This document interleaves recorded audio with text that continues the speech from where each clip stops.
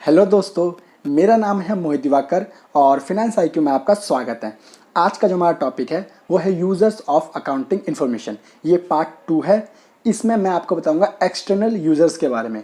इससे पहले मैंने पार्ट 1 भी बनाया था जिसमें मैंने इंटरनल यूज़र्स के बारे में बताया था, तो उसे आप ज़रूर देख लेना। तो चलिए आज का वीडियो स्टार्ट करते हैं। और वीडियो स्टार्ट करने से पहले जिसने चैनल को अभी तक सब्सक्राइब नहीं किया वो चैनल को सब्सक्राइब कर लेना और बेल आइकन भी प्रेस कर देना और नोटिफिकेशन को भी ऑन कर लेना ताकि आपको मेरी सभी वीडियो की नोटिफिकेशन टाइम पर मिल जाए। इसके अलावा जिसको नोट्स चाहिए तो वो इस टेलीग्राम चैनल को ज्वाइन कर लेना। वीडियो ख़त्म होते ही मैं यहाँ पे नोट्स अपलोड कर दूंगा और मेरी सभी वीडियो की सबसे पहले मैं नोटिफिकेशन यहीं पर दे देता हूँ। और आप चाहो तो मुझे फेसबुक पे भी फॉलो कर सकते हो और कू ऐप पे भी फॉलो कर सकते हो। इन सब के लिंक मैंने नीचे डिस्क्रिप्शन में दे रखी है। तो चलिए वीडियो स्टार्ट करते हैं। Users of accounting information. देखो, अकाउंटिंग इन्फॉर्मेशन के दो टाइप के यूजर्स होते हैं। एक होते हैं इंटरनल यूजर्स जिन्हें प्राइमरी यूजर्स भी कहते हैं, और एक होते हैं आपके एक्सटर्नल यूजर्स, ठीक है, जिन्हें हम कहते हैं सेकेंडरी यूजर्स। इंटरनल यूजर्स पे मैं पहले ही पार्ट 1 बना चुका हूँ, तो वहाँ पर आप देख लेना, ठीक है। और एक्सटर्नल यूजर्स आज हम करेंगे।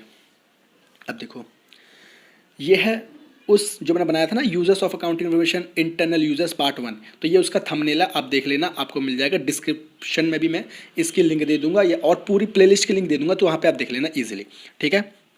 चलो अब देखो, एक्सटर्नल यूजर्स में कौन कौन से लोग आते हैं ये बता देता हूँ। देखो, इसमें आते हैं क्रेडिटर्स। मैंने कुछ बहुत इंपॉर्टेंट 5-6 लिए हैं, जैसे कि creditors, investors, landers, government, regulatory agencies, general public, या कहें सोसाइटी, ठीक है। अब एक्सटर्नल यूजर्स बताने से पहले मैं एक वो बता दूं कि जब भी मैं इस पूरे वीडियो में अकाउंटिंग इन्फॉर्मेशन की बात करूं तो आपको इसका मतलब सीधे समझना है कि मैं फाइनेंशियल स्टेटमेंट की बात कर रहा हूं।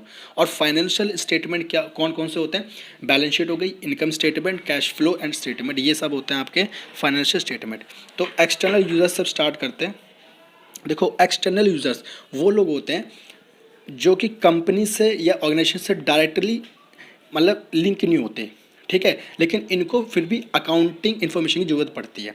जैसे कि यहाँ पे मैंने कुछ एग्जांपल दे रखे हैं, जैसे कि creditors, investors, landers, government, regulatory agencies, ठीक है, जनरल पब्लिक, ये डायरेक्टली कंपनी से रिलेटेड नहीं है, लेकिन इनको जो अकाउंटिंग इन्फॉर्मेशन है यानी कि फाइनेंशियल स्टेटमेंट है, इनकी नीड बहुत ज़्यादा होती है। चलो अब एक एक करके पढ़ते हैं।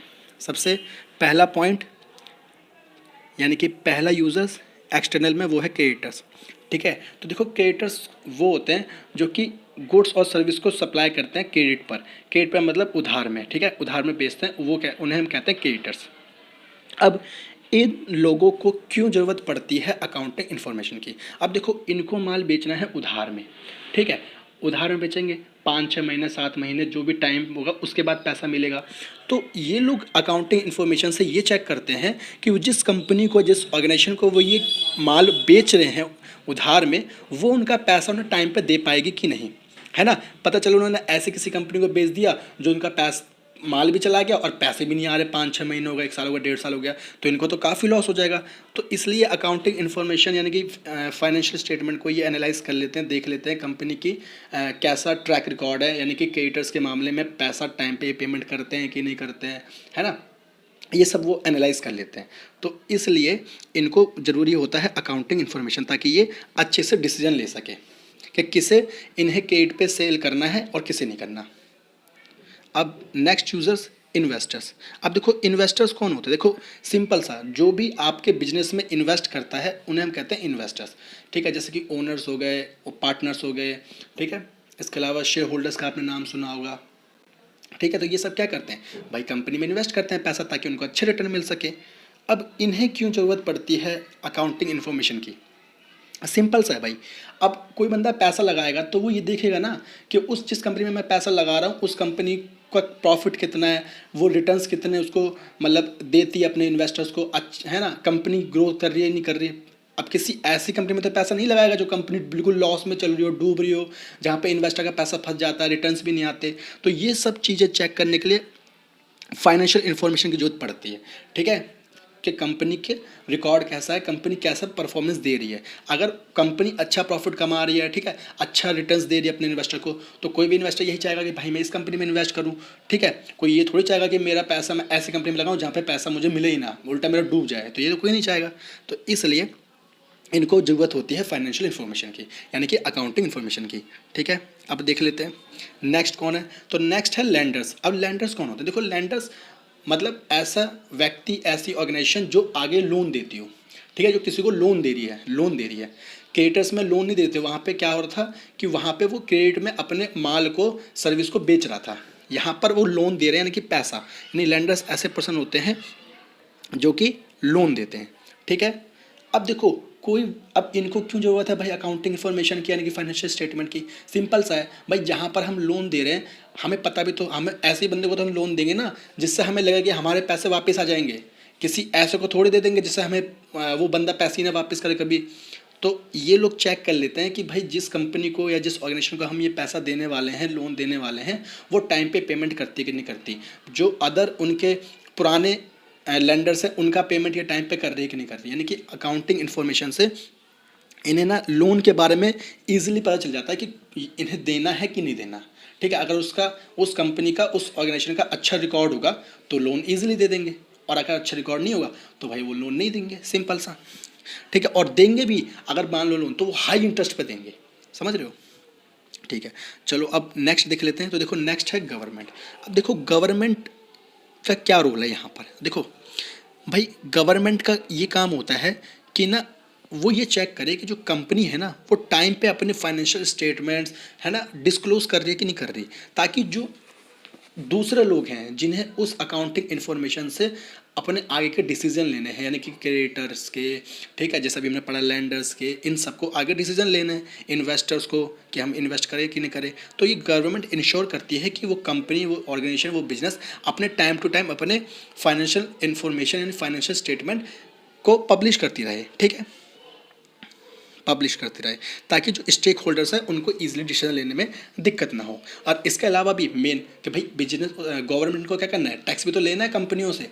तो अगर उन्हें यही नहीं पता होगा कि ये कंपनी कितना प्रॉफिट कमा रही है, कितना इनका इनकम है, कितनी रेवेन्यू है ना, ये सब चीज़ें नहीं पता होंगी, तो वो प्रॉपर टैक्स नहीं ले पाएंगी। तो एक काम टैक्स का भी हो जाता है यहाँ पर, इसलिए इनको भी ज़रूरत पड़ती है कि कंपनी की अकाउंटिंग इन्फॉर्मेशन के पास हो।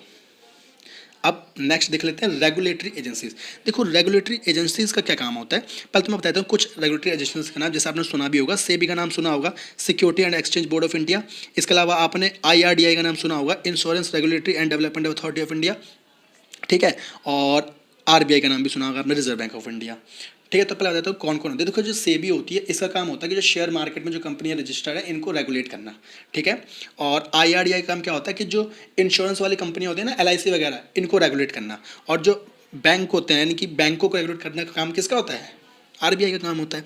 अब देखो इनको अकाउंटिंग इन्फॉर्मेशन की जरूरत क्यों पड़ती है, इसलिए ताकि ये चेक कर सके कि जो ये कंपनी है, जो ये बिजनेस है, ये जो ऑर्गेनाइजेशन है, वो ढंग से एफिशिएंटली काम कर रही कि नहीं कर रही, रूल्स और रेगुलेशन को फॉलो कर रही कि नहीं कर रही, ये चीज़, ठीक है। अब देखो नेक्स्ट पॉइंट है जनरल पब्लिक और सोसाइटी। अब भाई जनरल पब्लिक और सोसाइटी को क्या जरूरत है अकाउंटिंग इन्फॉर्मेशन की, तो देखो सुनो भाई, इनको देखो ये चेक करते हैं कि जो कंपनी है, ऑर्गेनाइजेशन है, वो एम्प्लॉयमेंट अपॉर्चुनिटी दे रही कि नहीं दे रही लोकल एरिया में प्रॉपरली, ठीक है। अब तो आपको भी पता है कि जो कंपनीज होती हैं उनकी ना जो इकोनॉमिक एक्टिविटी होती हैं, जो ऑपरेशंस होते हैं, ठीक है, वो क्या करते हैं, वाटर को, एयर को पोल्यूट करते हैं। इंडस्ट्रीज जो होती हैं वाटर पोल्यूशन, एयर पोल्यूशन करती हैं, है ना।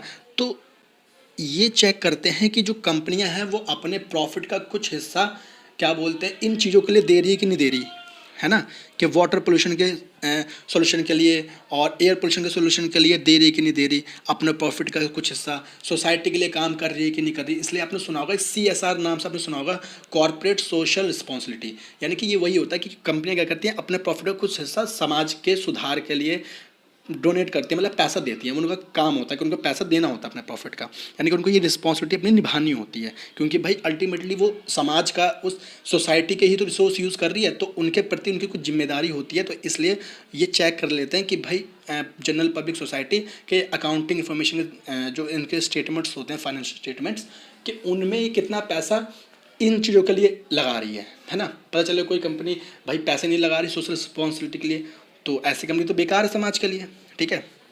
तो ये चीज़ है। तो आज के लिए दोस्तों बस इतना ही था। उम्मीद करता हूं दोस्तों आपको वीडियो पसंद आई होगी, और अगर आपको वीडियो अच्छी लगी है तो प्लीज़ वीडियो को लाइक करना, शेयर करना और चैनल को सब्सक्राइब करना मत भूलना। अब मिलते हैं दोस्तों अपनी नेक्स्ट वीडियो में, तब तक के लिए थैंक यू।